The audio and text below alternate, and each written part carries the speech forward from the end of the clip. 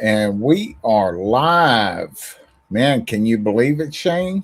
We are, I mean, we're, come on, come on.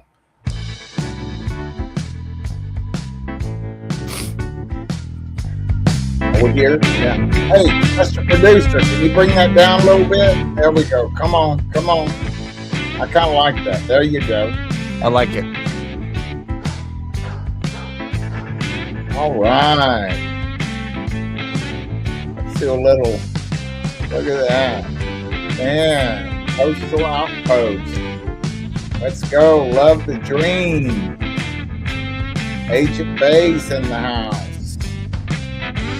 Repo Man. Good to see you, brother.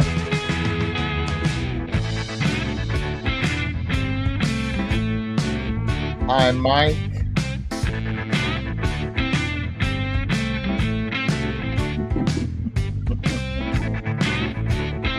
Well, it's nice to be first on your list, brother. I love you, man.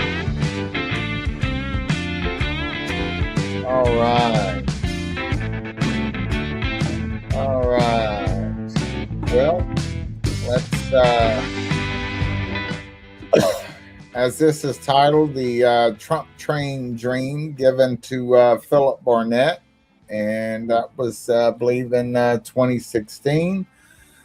But we're going to lighten things up just a little bit. Shane, thank you for joining me on this. I appreciate it.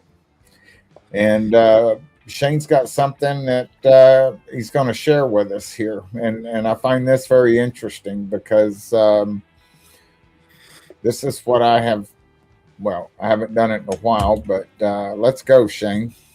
All right, I'll play this. I'll just talk through it.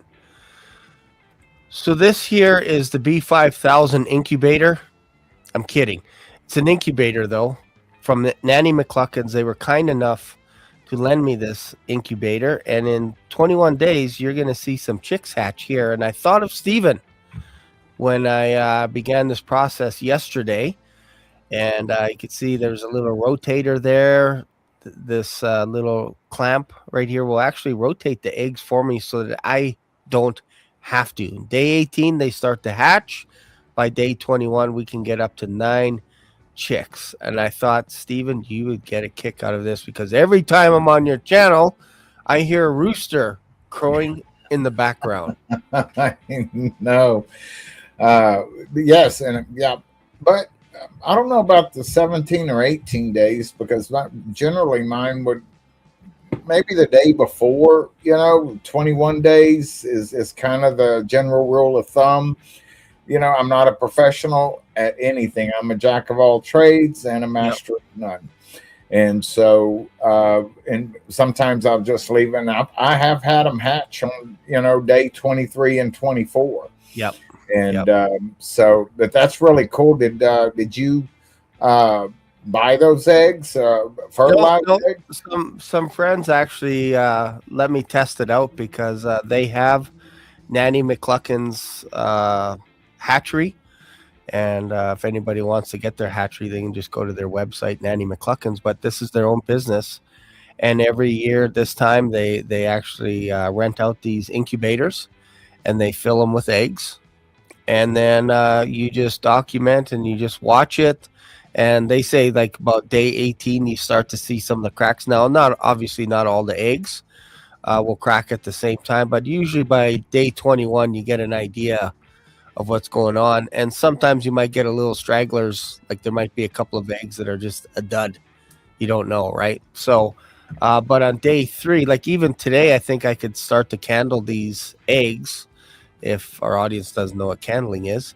Basically, there's a little LED light there, and I can actually hold the egg over the LED light, and then I can see the chicken inside, like just to see its beginnings, and then you can just every few days you just check it and see what's going on inside, right? So it's kind of neat.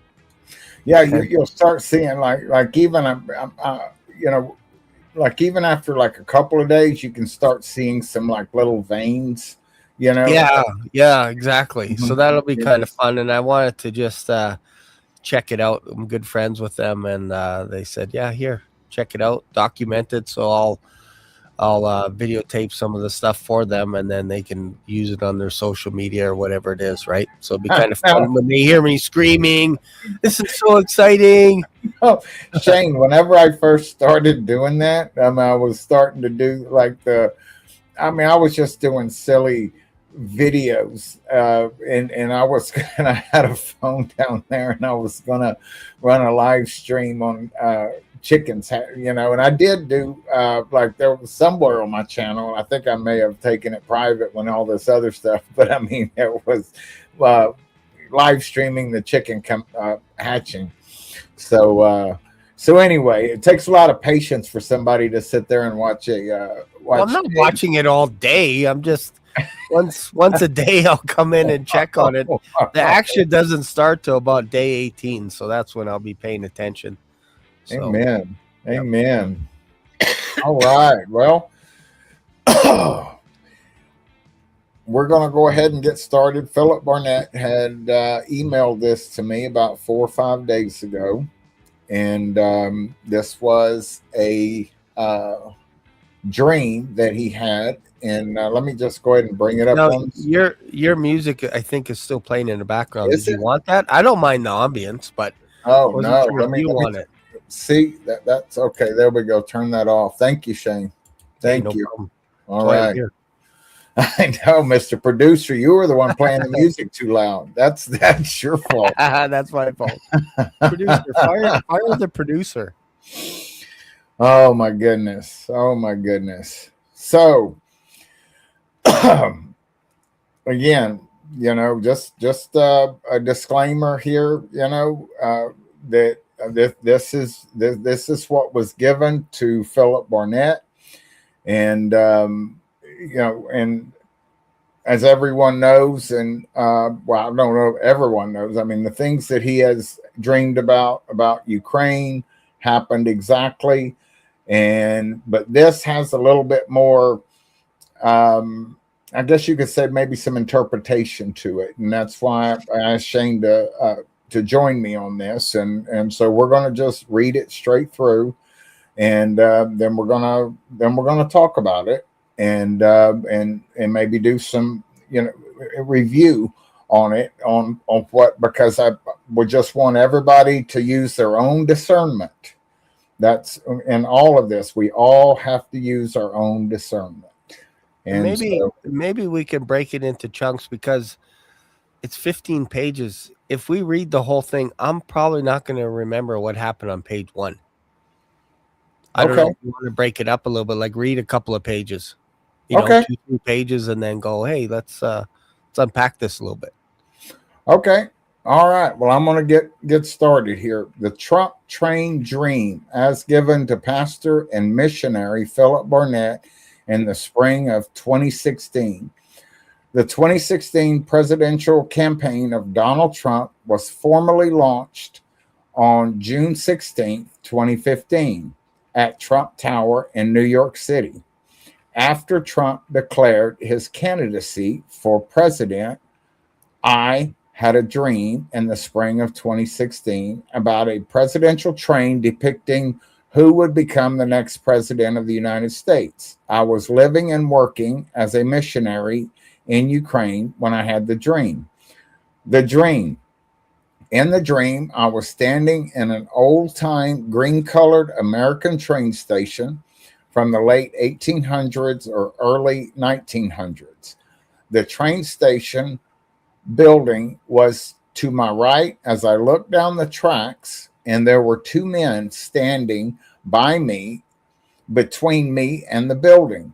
The 2 men were standing with large modern television cameras on tripods, videoing for news networks the event that was about to take place in the train station, an old-time American train from the late 1800s or early 1900s with a large black locomotive pulled into the train station, and President Barack Obama and all the people on the train got off the train.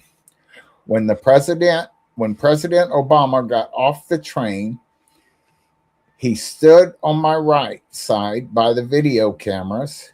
and was looking back at the train as the cameras around him videoed him and the people getting off the train. After everyone had exited the train, a different group of people started loading onto the train, and I looked up and saw the train engineer standing in an open window on the left side in the large locomotive. He had on a light gray striped train engineer cap like engineers used to wear, and he was looking forward out of the window slightly toward what was over a couple of 100 yards down the tracks in front of the train. And as I looked up at him, there was something about him that looked familiar, but I couldn't quite place what seemed familiar about him.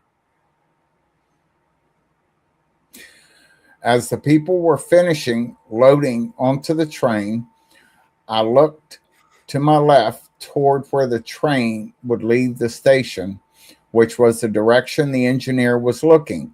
Not far from the station, there was a vast, deep, and wide canyon with an old wooden train trestle with cross bracing for support across the entire length of the canyon. The canyon was similar in size or larger than the Grand Canyon between Arizona and Nevada. I noticed as I looked at the trestle that many of the large vertical wooden timbers that held up the trestle had been removed. In addition to the missing vertical timbers, there was a huge pile of wood debris that had been piled on the middle of the trestle with logs stacked, many in X patterns on top of each other across the tracks to prevent a train from crossing the trestle.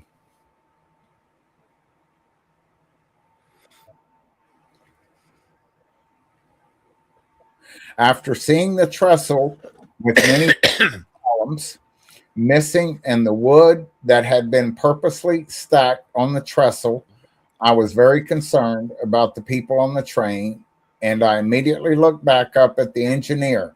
He was looking at the trestle, and by the stern look on his face, I understood he also saw that many of the vertical timbers were missing and saw the wood debris stacked up on the middle of the trestle. The engineer had light colored reddish hair sticking out from under the left side of his engineer cap, but I still couldn't quite figure out what seemed familiar to me about him. When people finished loading onto the train's passenger cars and the train was completely full, the engineer got the locomotive engine powered as high as it would go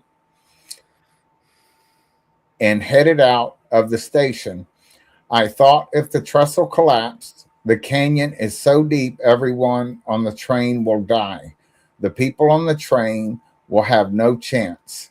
As the train left the station, it accelerated quickly. The canyon was near the train station. There were maybe just a couple 100 yards or so between the station and the trestle. When the train began crossing the trestle immediately began swaying back and forth, at least 2 or 3 feet to one side and then 2 or 3 feet to the other side. The train was swaying back and forth with the trestle. The train was going faster and faster as it crossed the trestle. The train had a cow catcher on the front of it. So, so far, um, what do you think, Shane? Uh, was this written just before Trump got shot or just after? I can't remember when he got shot at, allegedly. When he got shot at, allegedly. That Well, was 2025, right? June? Was it June or was it July? I can't remember. well, man, I don't remember, when that took place, but I know this was given to him in 2016. Now, this dream. So, Yeah, because Trump gets sworn in on January, what is it, 26 or whatever of 2016. They usually have their swearing in.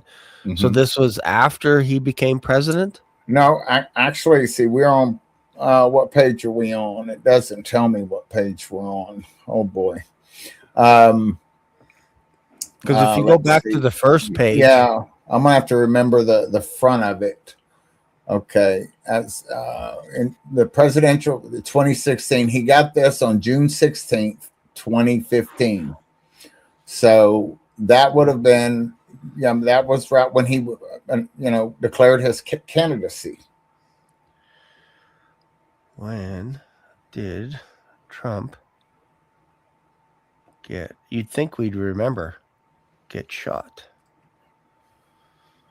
Because I know last year Charlie Kirk got assassinated, Mm-hmm. but I think it's assassinated July 13th. So a month later, Donald Trump gets, after he announces his candidacy, he gets shot at No, no, no. July This 13th. is that's on his second run. Change Oh, this. right. You're right. I was like, sorry, man, my bad. Yeah, yeah, So, okay, so 15th, he announces for the first time ever his yes, candidacy to become president, and then 2016 gets sworn in, and then this is when uh, Philip has his dream in 2016. So now Trump is president, and he's like, "Here's, I just had this dream." Right? So right. far, I so mean, good. he was given to it prior to the election in 20. Well, if that would have been June, yes, that would have been prior to the election because then the election would have been later that year, and then he would have been sworn in 2016 for his first presidential run. I Yeah, mean, first term. yeah, because I think when it says after his candidacy Hmm.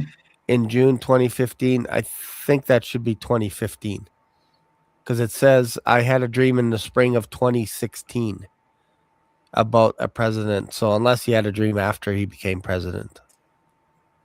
In the spring of 2016. Okay, so maybe I'm wrong. So then this was given to him in the spring of 2016. Okay, so that must have been after he was sworn in.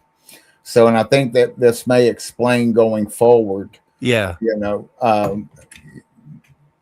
you know, uh, yes, it'll make sense why it was. I think why it was given afterwards because of what was to come. Yep. So, and I know if you remember correctly, I think it was 2017 when he was standing in the office and he said the storm is just about to begin. We're at the beginning of the storm, or Yep. something like that. Almost, eerily like he knew what was coming. You Yeah. know, It's interesting. yeah. So, all right. So we got the old locomotive trains, 1800s, 1900s, which is kind of interesting because when you think about how the early presidents used to campaign, they used to go on the back of a train. Mm-hmm. The first president kind of pops in my mind is President McKinley, who was basically the first guy to really hammer out the idea of having tariffs. And he was one of those guys that would just be like pushing tariffs. And Trump models his presidency after McKinley. One thing. Another Yes. thing is Truman put about 31,000 miles uh, logged onto the train because he would go from city to city campaigning. And he Mm-hmm. was kind of the first president to really rely on the train system to Right. get him from place to place. And then speaking in front of crowds, and people actually thought he wouldn't win. And he actually won. I don't know if it was in a landslide or not, but That's it's interesting. interesting that the presidents would go to the back of a train and basically preach their platform to the public and then go to the next thing and the next city and the next city. That they would do that. It's kind of a tradition. Now it's Amen. different, but I find that interesting that he saw Barack Obama getting off the train and then cameras all around and all that kind of stuff. So it's kind of interesting. And the red hair And the stands out. red hair, yes. And it wasn't a red herring. No. Okay. In railroading, the pilot, also known as a cow catcher, is the device mounted at the front of a locomotive to deflect obstacles on the track that might otherwise derail the train. I noticed the engineer was purposely powering the train as fast as it would go to hit the debris as hard as he could so the cow catcher would be sure to knock all the debris off the tracks. When the train hit the debris went way up into the air on both sides of the trestle and fell down into the deep canyon. After knocking the debris off the tracks, the train kept going, and the trestle and the train kept swaying back and forth just as much as before the train knocked the debris off the tracks. Okay, pause there. I noticed something interesting. In railroading, the pilot, also known as a cow catcher, is the device mounted in front of the train. I've seen those things where Yeah. they're almost like a point, and they call them cow catchers, but we know what they're doing. Really, they're smashing cows. Like if a cow is on the train, they're on the tracks. Anybody, anything, it plows, which is kind of interesting. It's like stop the train. We're gonna have a Yeah. barbecue. Yeah. So if you think, and again, I'm going Black Swanee on you for a second there, Stephen. Okay. I'm not saying Trump is the Antichrist. I have to make that crystal clear. I'm not saying he's the Antichrist. I'm not saying it.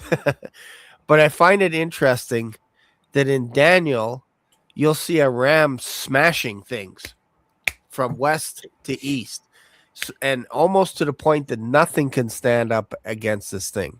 Whatever, whoever he is or whatever, that's what he's known for. Is basically a ram, and then there's another ram with a little horn that actually defeats the ram, and all this kind of stuff going on. So that's fascinating. Red heifers are kind of fascinating to me, because the only way Israel gets its red heifers from the purest stock, it's from America. You guys produce red heifers. Texas. Yeah. And that's right where, and the eclipse passed right over the farm that in Texas that produced that red heifer. Yeah. So, interesting. okay. On the far side of the canyon, which was the north side of the canyon, there was a narrow land island of solid rock reaching up vertically from the floor of the canyon that ran parallel to the edge of the North Canyon wall. The land island was flat on top and was the same height as the top of the canyon on the other side. From where the trestle attached to the land island, the tracks continued across the narrow land island near the west end of the island. On the other side of the land island, there was an area of canyon and wasn't very wide, that a small trestle extended across the north side of the canyon. The train trestle was stabilized by the land island, making the trestle not as long as it would have been without the land island. I could only see the west part of the land island where the tracks crossed near the end of the island. I couldn't see how far the island extended to the east in the deep canyon. The land on the other side of the canyon was flat as far as the eye could see, with the tracks fading off into the distant horizon. I watched the train with great apprehension as it continued swaying back and forth with the trestle across the canyon. Finally, the train safely reached the other side of the wide canyon, and I woke up from the dream as the train continued on the other side of the canyon. Okay, so in the interpretation, Revelation 1. When I woke up from the dream, I understood that the dream was from God, and it signified that when President Obama will finish his second term in office, a new president will take office who will be from a different political party. I understood that the new president would be from a different political party because of the people on the train got off and people got on. All the people getting off the train and new people getting on signified not just a new president coming into office, but also that the new president would be from a different political party, and a new administration would be established. Revelation 2. The missing large vertical columns in the trestle represent many of the foundational beliefs of our founding fathers that have been removed from the public square the past few decades. And I think it actually started in 1962 myself.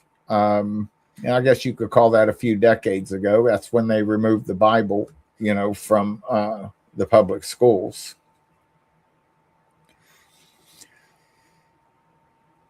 Oh, there it is. In 1962, the Supreme Court ruled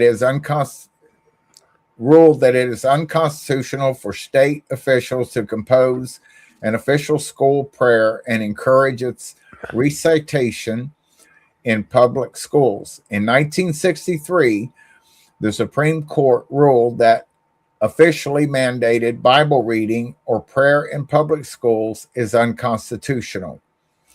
In 2000, the Supreme Court struck down student-led prayer in public schools, including student-led prayer before school supporting events. In 2015, the Supreme Court legalized gay marriages, allowing men to marry men and women to marry women. When our forefathers who were Christians died, they went to be with God in paradise, which is part of heaven, and are no doubt shocked at the information being given to them by Christians entering heaven from America. The founding fathers of America would not have believed that America would rebel so much against God's holy word. My family and I flew to America from Ukraine in June of 2016 to minister for about 6 weeks to raise funds for the Christian ministry. I had been directing in Ukraine since 1992. Before we made the trip in America, often called and asked me who I thought would win the presidential election, and I would share the dream and tell them the interpretation as I understood it. And I would tell them that even though the polls show Hillary Clinton will win and Trump will lose, the dream God gave me depicts Trump as the winner. In June and July of 2016, when I was in America preaching and raising funds for our ministry in Ukraine, the presidential race was heating up, and Christians in church after church where I ministered would ask me who I thought would win the election. When asked about the election, I would share the dream and tell them that in spite of what the polls say, the dream God gave me depicts Trump as the victor. I was ministering in Wichita Falls, Texas on July 19th, 2016, when the Republican National Convention formally nominated Donald Trump for president. I shared the dream with the people where I preached early that evening, and then we turned on a television and together watched some of the convention and watched Trump accept the nomination. As the dream God gave me depicted, Trump won the election in 2016 and became our 45th president. In 2018, after almost 26 years of being a missionary in Ukraine, I moved my family to America. In the 2020 election season, people in churches where I ministered as a guest speaker, asked me again and again who I thought would win the presidential election. And when they asked, I always told them the dream and its interpretation that I had prior to the 2016 election. I would like to share 9 revelations about the train dream that I didn't discern in 2016, but only discerned in July of 2020. So can we pause there for a sec? Lots Yes. of stuff going on. So there's Texas again coming up. That's kind of interesting. Wichita Falls, Texas. Talked about the red heifer a little bit. One thing that gets a little bit maybe confusion, maybe you can help unpack it or whatever. Where is it? 2020 election ministry spoke who I thought would win the presidential election. When they asked, I always told the dream and its interpretation that I had prior to 2016. And I would like to share 9 revelations about the train dream that I didn't discern in 2016, but only discerned in July of 2020. So is it fair to say, is there like a 4-year gap then? Or did he share that with people but didn't fully understand it until 4 years later? Is that kind of what he's saying? Well, I think the discernment or revelation of the dream is progressive, if you will.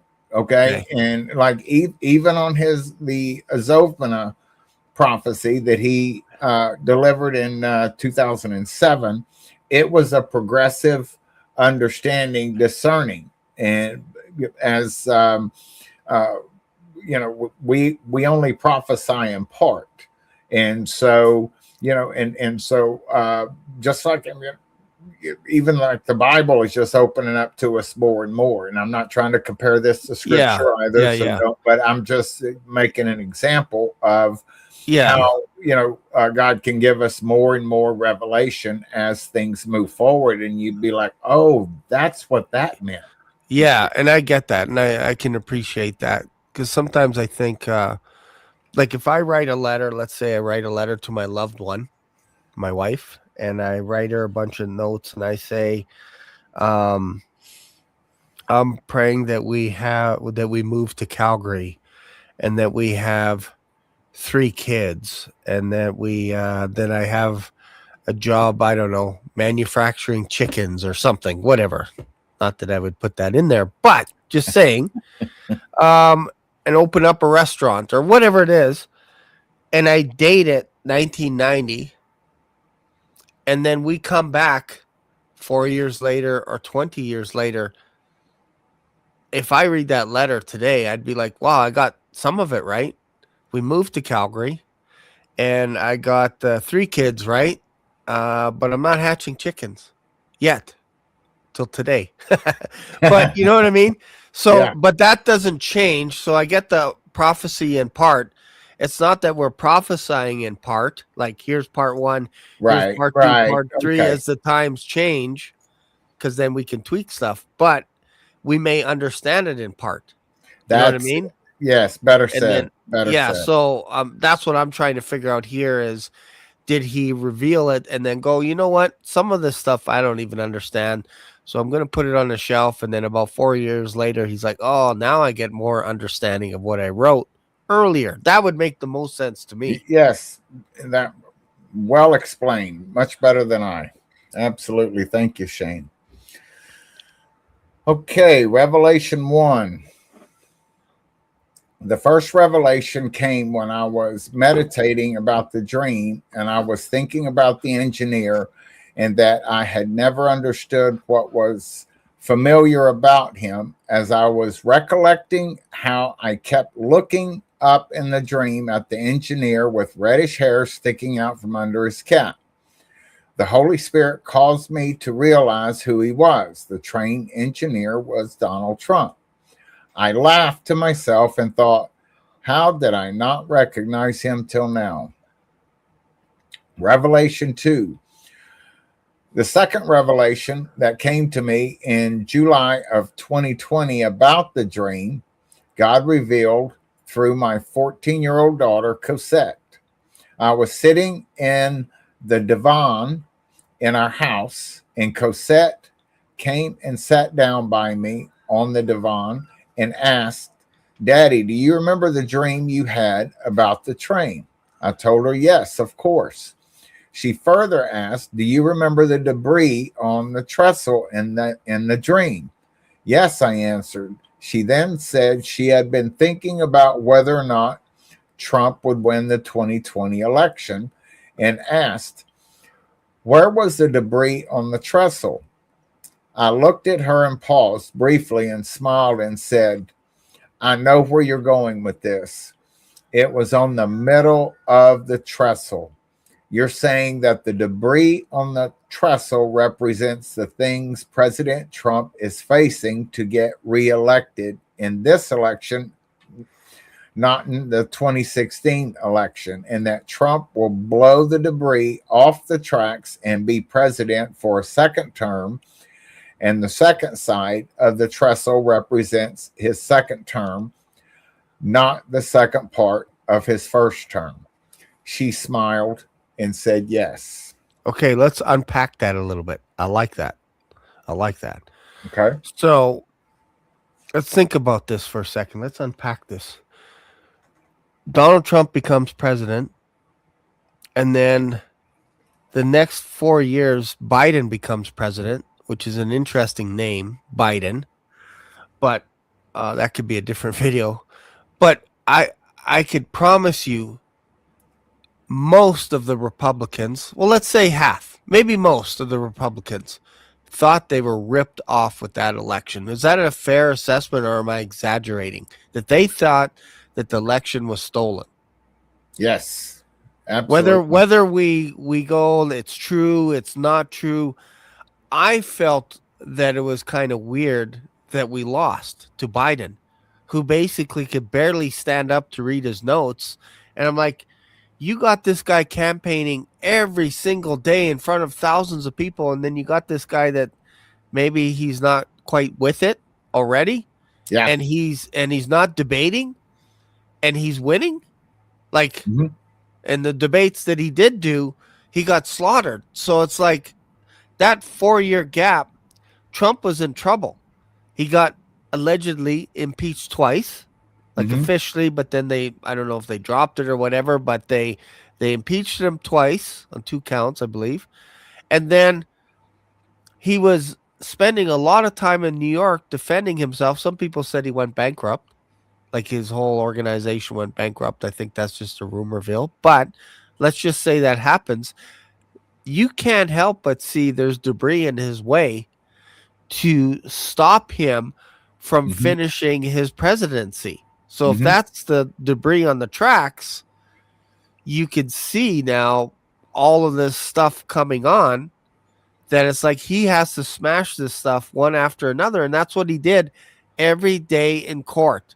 They had him every single day in court, tied him up so that he couldn't even properly campaign and all this kind of stuff. So kind of feels like this is lining up with some of the, how Americans feel about that election. Absolutely. Because I remember whenever it was on one of the campaign stops and Obama was like, oh, Joe Biden. And it took him like, I don't know, a minute or two. He didn't run out the door like he was supposed to at the right time. Everybody was sitting and waiting. But it's just those things. And yes, it is. It's amazing that, with the campaign that Biden ran. And we forget about this stuff. Yeah.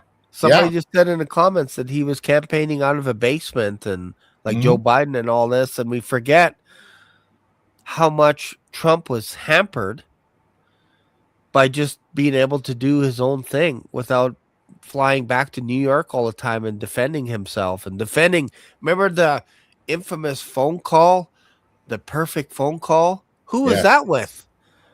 That was with President Z. I promised my mom I wouldn't talk about Zelensky. So let's call him Helensky. I'm not Mom, I'm not talking about Zelensky. It's Helensky. All right. So, but that phone call started a whole debris of events, if you will, for Trump, because he got brought in. They wanted to see the phone call. It was against, or was with Helensky. Hmm. And the idea was, if you could cough up some of these people, specifically Hunter Biden, I want to know how much money he's making. I want to know all the stuff about him. And if you could cough up some info, we'll make it worth your while. Yeah, We'll make it worth your while. But that started that whole, man, like another train of just smashing debris. It started from that phone call. it did. It did. Discernment. I said to Cosette, wow, God revealed to my 14-year-old daughter what I didn't discern 4 years ago. This part of the revelation that I hadn't previously discerned and that my daughter discerned and brought to my attention was that the far side of the trestle didn't represent the second half of President Trump's first term in office, but represented his second term in office, and the debris piled up high on the tracks didn't represent the Russian collusion hoax or the impeachment hoax that occurred during his first term in office, but represented something big that would happen in the beginning of his second presidential election to prevent him from becoming president a second term. God revealed to my daughter that I hadn't discerned. So, or what I hadn't discerned. So, since July of 2020, I have been sharing that regardless of what the polls say, I am convinced, according to the dream, that President Trump will blow off the tracks all the attacks and lies, whatever big thing the Democrats will do to try to prevent his second successful presidential bid, and he will win his second presidential election. And, Revelation 3. and just to pause for 1 second, Okay. I think, like, you're an American, I'm a Canadian. What we're reading here, is that kind of the sense that it was like, again, it feels like they're trying to block Trump from becoming president to finish off his second half, his second 4 years. Is that kind of the vibe that you get in the States, that people are like blocking this guy left, right, and center, which matches the debris that thing? But is that what you feel was happening? Actually, no. I kind of feel like that there is, there's those deep places that control things, and it's not necessarily an election, but a selection, and how things that they I'm, wanted to be I'm free just to. saying, from you, were you surprised that Donald Trump didn't get in the second time?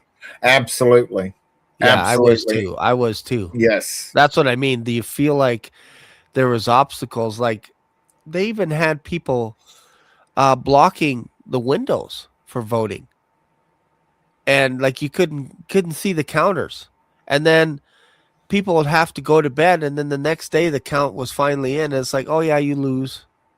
Joe Biden won. I think it was in Pennsylvania or somewhere, where it was like all of a sudden it flipped. But when you went to bed, there were so many of these places that were not finished counting, and they told us, they said, hey, we're going to finish tomorrow. But they continued counting all night long and hid the windows, yep, blocked off thing, and then all of a hmm, sudden these big dumpster bins were coming in yep, with, again, I don't want to go Black Swanny conspiracy here, but legend has it that these were dead people voting. yes. That's what was being said. Absolutely. All right. I said to Cosette, wow, did I already read this one? I think I did. Yeah, I think you're Okay. at Revelation 3, I think. Yes. Oh, yes. Revelation 3. These revelations depict that since the train reached the other side of the trestle in the dream, the wide trestle over the deep canyon represents President Trump's first and second terms in office. And because President Trump has supported Christianity and Israel as he said he would before he was ever elected for his first term, that, as my daughter Cosette said, President Trump will hold a second term in office as president, as God told Abraham, the father of the nation of Israel, in Genesis 12:3. I will bless them that bless thee, and curse him that curseth thee. And in thee shall families of the earth be blessed. President Trump defended and helped Israel in his first presidential term, as he had promised. And so, in spite of all the opposition against President Trump, God fulfilled his word and put Trump in as president a second time. As Daniel said in Daniel 2:21, in the Old Testament, God removeth kings and setteth up kings. These last 6 revelations, and the Holy Spirit revealed to me when I was writing about this dream and its revelation. Revelation 4 is that the trestle was swaying back and forth in the dream from the moment the Trump train came onto the tracks until it safely crossed to the other side of the vast canyon. The attacks on President Trump began as soon as he took office and even before he took office, and will continue till he finishes his second term in office. Revelation 5 is that the vastness and great depth of the canyon represents the vast amount of deep hidden things in the swamp in Washington and elsewhere that Donald Trump would have to overcome and surmount to get elected and remain president both terms. The 6th revelation is that if the trestle were to collapse, it would mean the death of free and fair elections in America and the death of our republic. The 7th revelation is that the debris on the trestle, consisting mainly of logs on the trestle stacked up high, depicting where the election was stolen. And the reason some of the logs were stacked in the shape of X's was that the X's represent the signature of people voting in the 2020 presidential election. And many of those votes were fraudulent to allow the Democratic Party to steal the election that Trump actually won. Because the election was stolen, Trump could not preside over the 50 United States and Washington, D.C., and the debris would have to be legally blown away through the courts, through another election for President Trump to take his rightful place as the duly elected president. The 8th revelation is that the canyon in the dream was very similar to the Grand Canyon between Arizona and Nevada, meaning that something would occur in Arizona and Nevada to prevent President Trump from becoming president, and something will occur in Arizona and Nevada that will play an important role in correcting election fraud in one or both of those 2 states that deprived Donald Trump from a second term in 2020 as president of the United States. The 9th and final revelation is the most important of all. It deals with the future of America, of which Donald Trump will be given decision-making authority a second time.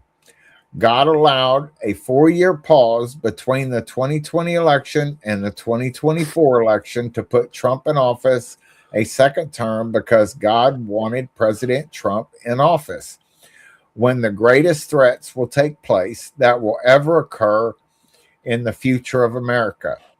Donald Trump is chosen by God to be president for such a time as this that is about to take place. He allowed the deception to occur to allow President Trump not to return to office until January of 2025 because America's most dire hour has not yet come. But now it will come. I would now like to continue the rest of this revelation in the second person singular as a personal message directly to President Trump. The land island on the far side of the canyon represents something that will happen, that God will succor you in America from toward the end of your second term in office. The land island is also symbolic of how God protected you to allow you to be elected for a second term in office when he caused you to turn your head when a man tried to kill you in Pennsylvania. If you fear and honor God, the God and Father of our Lord and Savior Jesus Christ, he will do it again toward the end of your second presidency, when something much worse occurs, when the devil tries to destroy you and America through the enemies of America. The narrow land island represents something that will not last long because the land island is not very wide. Whatever is going to happen, God will supply a firm foundation of survival for you and for America. Remember, the land island will be of solid rock reaching up vertically from the bottom of the canyon to the top. All of it solid rock. And that rock is Jesus, God's only Son. So be very sure to rest on the solid rock of Jesus and not your own intellect or abilities. It will not be a bridge, but will be firm ground that will protect you from what is coming.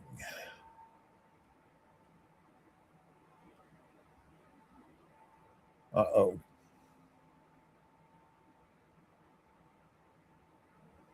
Interesting.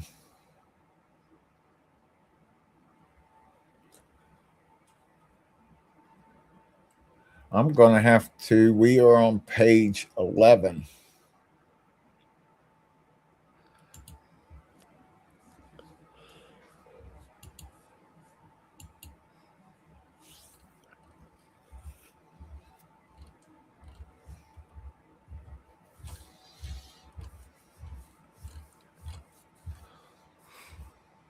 Maybe while you're finding that, I can Okay, chit go chat a ahead. little bit about people in the comments. Go ahead. So somebody said, "Did God tell you that Trump signed in the Noahide laws?" I think that's kind of like maybe a little shot at Philip or what we're talking about. Well, Pennsylvania was a actually, false flag. Why did Trump have his shoes off? Question mark. So let me just answer that real quick. Um, I get the conspiracies that people think maybe he wasn't shot or whatever. Like the shoes was kind of weird, all this kind of stuff. I get it. But Trump did not sign in the Noahide laws. What he did was he was celebrating a birthday of a rabbi. His name is, I don't know much about this guy, Menachem Mendel Schneerson. Basically, if you don't know what the Noahide laws are, like there are a pocket, a percentage of Jews that believe in bringing in the Noahide laws, which are no murder, no theft, no idolatry, which is bad for Christians because many Jews that are anti-Christ, like they don't want us worshiping Christ, would consider us practicing idolatry or blaspheming. So no idolatry, no blasphemy, no sexual immorality, no cruelty to animals, established courts of justice, meaning any of these could be you could be sentenced to execution by death. So that's not Trump putting it into law, but sometimes we can look at it as favoring some of these Jewish rabbis that are okay with bringing in the Noahide laws, if that makes sense. And he's kind of walking alongside. That doesn't necessarily mean that he agrees with it, but these Jewish rabbis 100% will agree with bringing in the Noahide laws. And they're actually in the wrong circle. They're quite vicious because we Christians would be the first on the list to offend Jews that think, you know what, you're actually worshiping a false idol in Jesus Christ. He is not God. So that's blasphemy. So right away, you get executed by that. Like, if we're just being real, some of these guys go really deep and they look at us Christians as like, you guys got it all wrong. Your New Testament, all that stuff is all wrong. So again, I don't think that Trump signed it because there's no evidence of him signing it. But it's one thing to partner up with people and just say, yeah, I agree with it, and I'm going to turn a blind eye. I don't know. It's debatable. Well, Shane, let me tell you. You want to know who signed them into law? Sure. It was Bush Senior back in the 90s. You can look that up. Okay, I'll look it up. Because if that's the case, that would mean Christian persecution is only going to ramp up. Yes. Let's see. And I know I read that somewhere, and that's been my understanding for a very long time. Yes, he did. In 1991, he signed a joint. So here's the thing. Come on. Symbolically. It's like, here we go now. It's symbolism, not law, symbolism. But he did sign it, saying Education and Sharing Day honored the same guy that Trump honored. So there you go. They're on the same page. Included language about moral and ethical values. That's interesting. So this is Public Law 102-14, including wording that acknowledges a tradition of ethical values, mentions the idea of moral code often linked to the Noahide laws. So yeah, this is interesting because people will say, well, it just means it's linked to National Prayer Day, Thanksgiving proclamations. But I think if you read between the lines, if they want that Noahide law in place, because when you have the third temple, you don't think that's going to be enforced?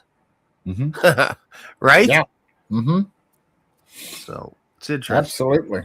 Absolutely. So, okay, here we go. What is coming is so bad. Oh, yeah. Sorry, one thing. This is not an anti-Trump channel. Sorry if it came across that way. This is just us talking like over coffee back and forth. Yes. Philip is in full support of Trump. He just read it. He's blessing on Trump. He's writing down, man, if you fall on your knees before God himself, he'll protect you and all this stuff. How can you think this is an anti-Trump channel? We're just spitballing here and trying to measure up with all we talked about is 4 years of trouble for Trump. They were after him for 4 years. How is that anti-Trump? Like, talking about it. Man. It's like people don't want us to talk. Absolutely. Well, we're going to push on. What is coming is so bad, a bridge will not be sufficient enough, so a sturdy land island, will be supplied to you and America. You will need God's wisdom for correct decisions at that time. America's survival and your survival will depend on it. The danger is aimed at destroying America, which you have been called by God to defend, and you must. On the Bible, pledge your allegiance to defend a second time. The danger is also for you, Mr. President, not just for America. In the dream, I didn't see how far the land island extended toward my right, which was the east. The east of the canyon was out of view. So I don't know what it is that the land island is designed by God to protect you in America from, but I know this coming great threat to America and to you will be external, foreign, not domestic. If you adhere to the following advice, Jesus, the only Son of God, will help protect you in America from whatever the devil will attempt through the enemies of these United States. The entire population of America will depend on your decisions for survival. At that time, There will come a day of distress when you will be on an airplane, and you will need not be afraid, but to fall on your knees to ask God for help, and He will answer your prayer and direct your path in the pathway for America and show you the drastic but correct course of action our nation unfortunately must take to survive. Once again, God tells you that at that moment to not be afraid. He will give you a strong island of solid rock to stand on, and that rock is Jesus. There were two revelations from 2016 and 9 from 2020. Can you 11 revelations blow total. it up a little bit, Stephen? Make it a little bigger. Mm, I think that little plus minus at the bottom right hand corner there. uh, Just a little bit bigger, there it is. Okay. There we are. if possible. My eyes are going cross-eyed. You might have to Okay. jig it to the right a little bit. There you go. Nice. Okay. Now, where was I? Let's start again from 2 Revelations. Okay. There were two revelations from 2016 and 9 from 2020. 11 revelations total. In the Bible, the number 11 frequently symbolizes disorder, chaos, judgment, and incompleteness, often representing a state of imperfection, falling one short of the divine order represented by the number 12. It is generally interpreted as a marker of transition, rebellion, or intense testing before divine completion. The word of the Lord to President Donald Trump. Jesus Christ was crucified, and the devil thought he had won forever. But what he didn't understand was that Sunday was on the way. America had an election, and the Democrats thought they had successfully stolen it forever. But what they don't understand is that Sunday is on the way. Be strong, President Trump. The Lord Jesus Christ and millions of Americans are with you. God has got your back because you fear and respect his word, but be careful to fear him and acknowledge him as you have never done before. He saved your life from a speeding bullet, and he can do it again in a much worse situation. Only he is your true protector. Proverbs 3 1 through 8. My son, forget not my law, but let thine heart keep my commandments. For length of days and long life and peace shall they have add to thee. Let not mercy and truth forsake thee. Bind them about thy neck, write them upon the tablet of thine heart. So shalt thou find favor and good understanding in the sight of God and man. Trust in the Lord with all thine heart, and lean not on thine own understanding. In all thy ways acknowledge him, and he shall direct thy paths. Be not wise in thine own eyes. Fear the Lord and depart from evil. It shall be health to thy navel and marrow to thy bones.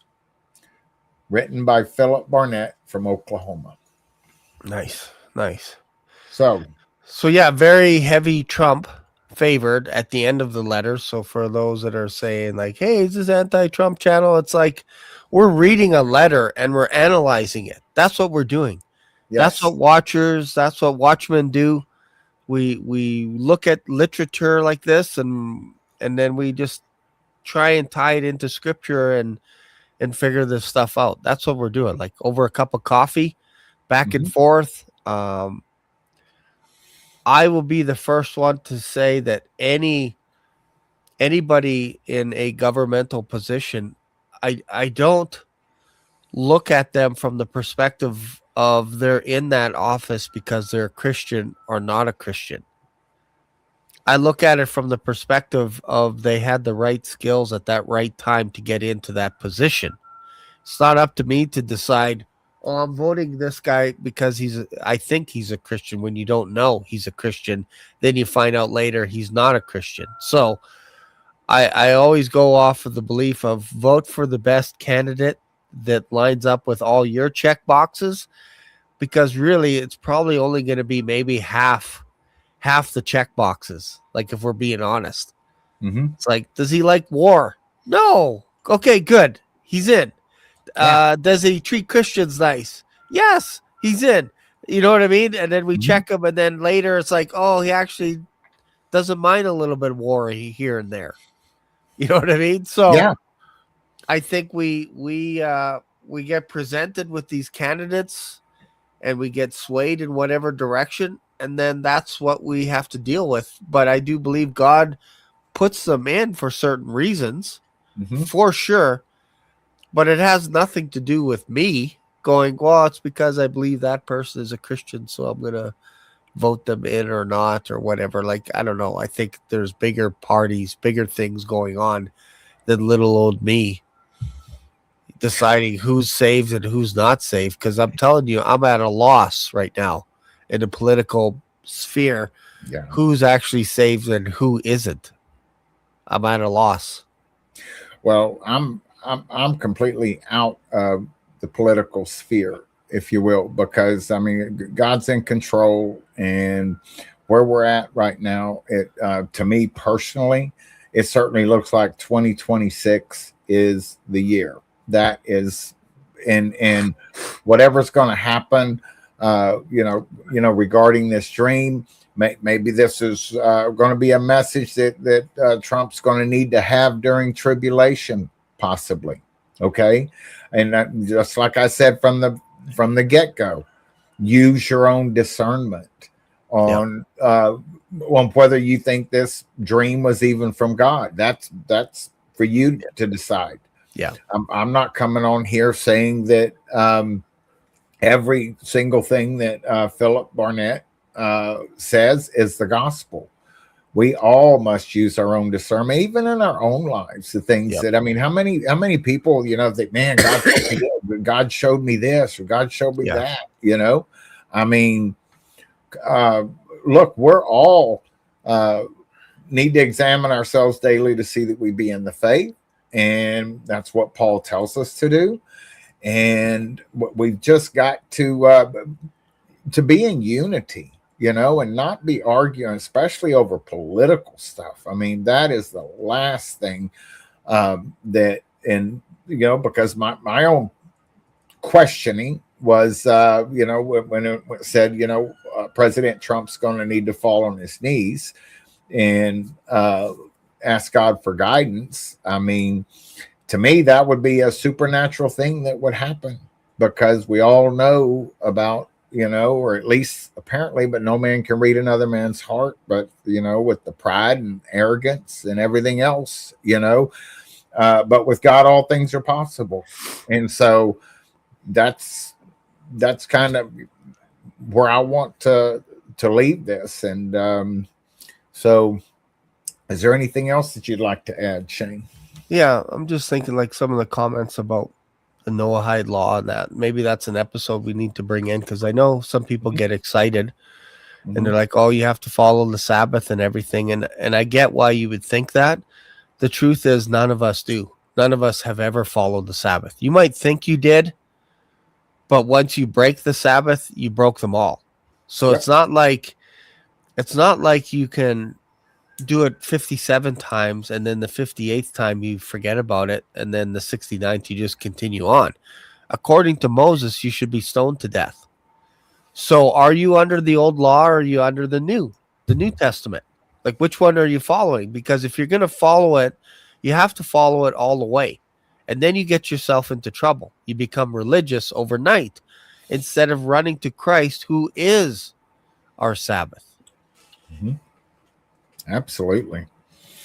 Yeah, because that's kind of what I'm discerning myself, and that's just me. My discernment is that they're, I mean, this could be like moving into tribulation. I mean, and direction for this country during tribulation. Um, I, I don't think anybody can just sit there. This is way, and anybody that wants to draw a hard line in the sand, Yeah. that is, and not be teachable in any way, or say, you know what, let's, like Shane says, let's have a cup of coffee and let's talk about this, Yeah. and still, come away from it without breaking fellowship. Yeah. Because exactly. that's what the devil wants. He wants Yep. fellowship broken between the watchmen, between all the Christians. Break the fellowship. Let's get everybody upset with one another. Yeah. And that's oof, that goes all over me, because look, Yeah. I've got some flesh. Believe me, For I sure. do. There's some things up there that I get, and I'm just like, take those Yeah. thoughts captive. Yeah. And get rid of it. If it brings division. Here's how I think, and I'm gonna do a guess, a Black Swanee guess. Come on. It's not prophetic. It's just a guess. And if you're a true prophet, you should be able to guess based on what you feel the Lord says to you, and it should come true, right? Are we all in agreement that you're a prophet? If you say something and then it comes true, then by that standard, you're a prophet for that thing that you guessed on. So I'm not a prophet, but I'm going to take a guess as to who I think your next president is, so that we can come back and watch this later. Okay? Here's my guess. And again, this is me going Black Swanee here, right? If you guys have another election, that's a big IF. I'm still not out of that. I still think you guys could go through martial law. But let's just say you made it through the next 3 years now. I think Sam Altman could be a contender for the president, only because of a couple of things that he said in his book that came out last year. This is The Optimist, Sam Altman, who is a known homosexual, does not have any desire towards women whatsoever. But one of the things that he said is, if Trump wins in 2016, I might consider a political career. So this was before AI was kind of a thing, before AI was being built. It's like, you know what? I think if Trump gets in, I might be interested in that. And who knows, maybe one day I'll run as president. Ha, ha, ha. AI took off. He never talked anything more about it. But then every once in a while, we will see him in the Oval Office asking for some do-re-mi money from Trump, standing next to Trump,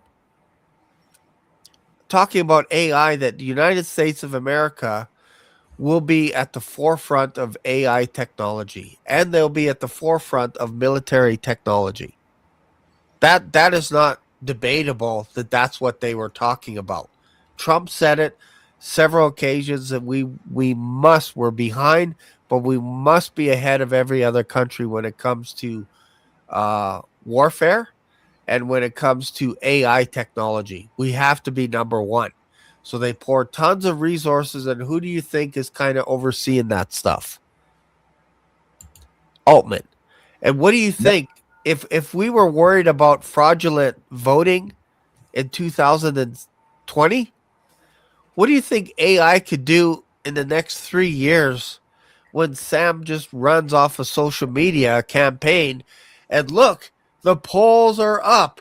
How could you argue against it? It's AI generated. You'd never be able to figure it out. You'd be like, wow, looks like Sam Altman or a guy like him wins in a landslide, and then you'd bite it full hook, line, and sinker. And I think that can usher in the Antichrist and all that crazy beast system stuff.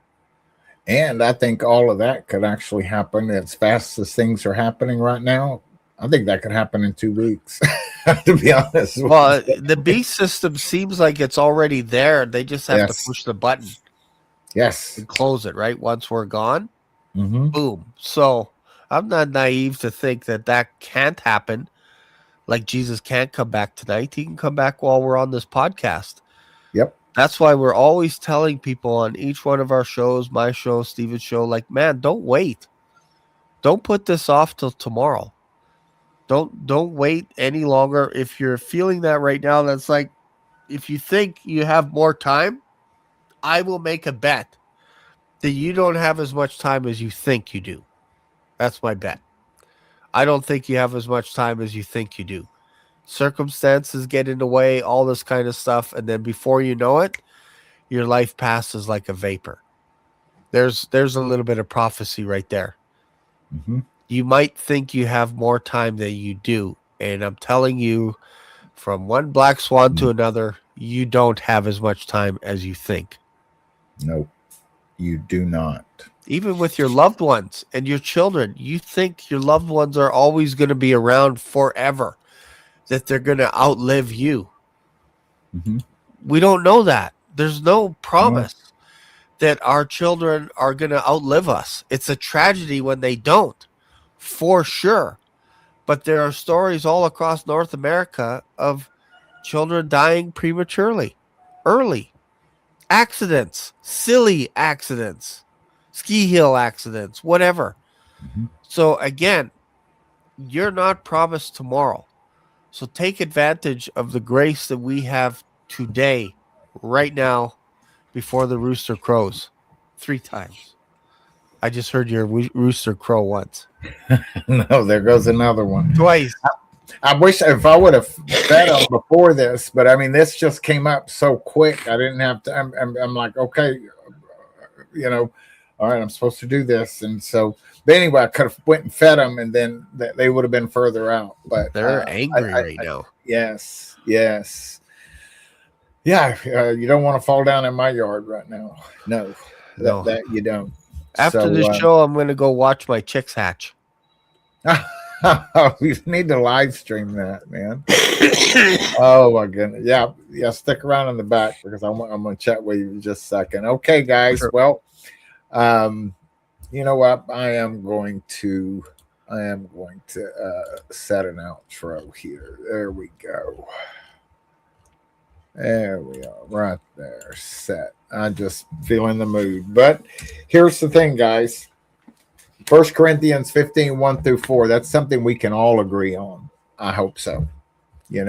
And that's his death, burial, and resurrection. Moreover, brethren, I declare unto you the gospel which I preached unto you, which also you have received, and wherein you stand, by which also you are saved, if you keep in memory what I preached unto you, unless you have believed in vain. For I delivered unto you first of all that which I also received, how that Christ died for our sins, according to the scriptures, and that he was buried, and that he rose again the third day, according to the scriptures. And you must believe that he rose in bodily form. He's not just a figure that, died for my sins and he's still dead. You believed in vain. And he changed his appearance for all eternity. And we see him, we'll be like him. Can you just imagine that? I mean, people have a hard time wrapping their minds around, that we can actually be changed. I mean, we believe this stuff. When other people, it's just like, they can't even imagine it. But anyway. Oh, it's good. All right. Very good. All right. Thank you, sir. We'll see y'all later. God bless.